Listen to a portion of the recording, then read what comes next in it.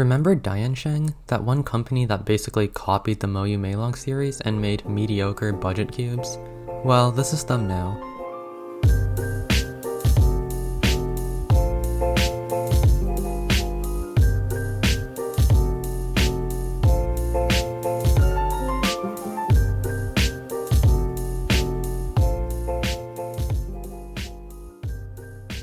DianSheng recently released the world's first magnetic 9x9. This impressive $100 puzzle has 386 pieces and 192 magnets. It's 73mm across and weighs 268 grams.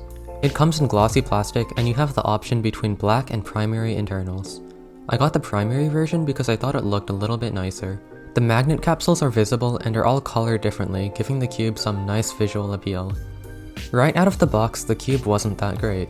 The layers were pretty stiff and it was difficult to turn. Honestly, it wasn't as good as I had expected.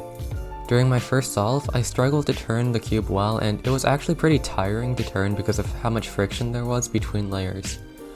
I tried loosening the tensions to make the cube easier to turn, but then I started locking up pretty badly on every solve, so I tightened it back. I was a bit disappointed with the cube's performance, but decided that I'd keep doing solves to break in the cube, and I was hoping that it would get better.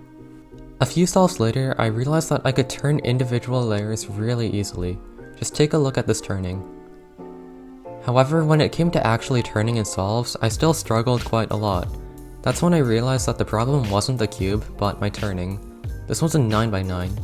Even though it had magnets, the magnets aren't a replacement for turning well. The magnets are intended to make the cube stay in its shape and not misalign, so that when you start a turn, it won't catch on misaligned layers. The range of where the magnets actually align layers is super small. It's not going to be like a 3x3 where you can turn inaccurately and the magnets will just make everything work. You have to work with the magnets to turn well, not just assume that they'll do all the work for you. After realizing this, I started turning more accurately and the cube suddenly became a lot easier to use. Overall, I'm really impressed with how good the Galaxy 9x9 is. It's my first 9x9, so I don't really have much to compare it to, but it turns well and has really nice visual appeal.